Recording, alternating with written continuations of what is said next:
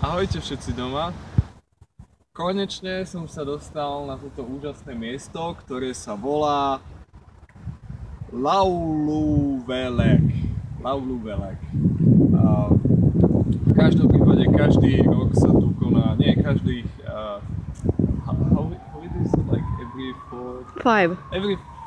Každých 5 rokov sa tu koná jeden obrovský festival, na ktorom sa zíde celé Estónsko a približne 30 000 ľudí spieva, ostatných 70 000 sa potkáva a spolu nejak sa snažia urobiť veľmi peknú atmosféru.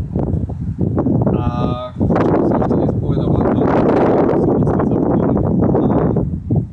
Takže v podstate v prvom rade som dnes je deň nezávislosti v Estónsku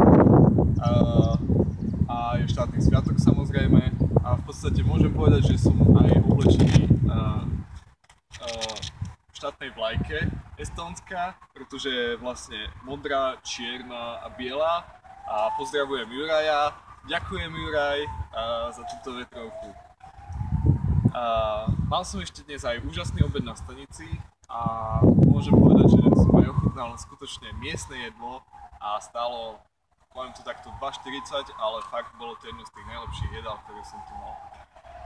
Ešte som stihol aj ísť do sauny a do bazéna a zaplával som si a bolo to strašne super, pretože konečne sa už cítim normálne, konečne sa cítim už zdravo a je mi dobre, je mi proste fajn, už nekašlem a cestu, môžem pokračovať v ceste. Takže bolo super, fakt, aj som si zaplával normálne, že tak, som šiel do sauny a normálne, že aha.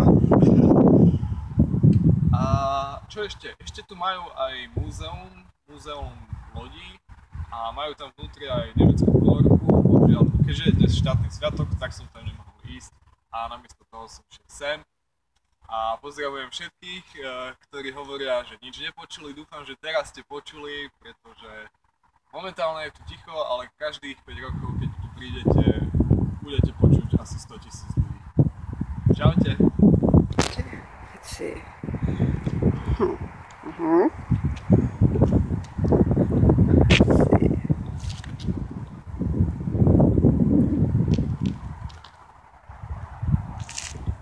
Okay. Ciao ciao.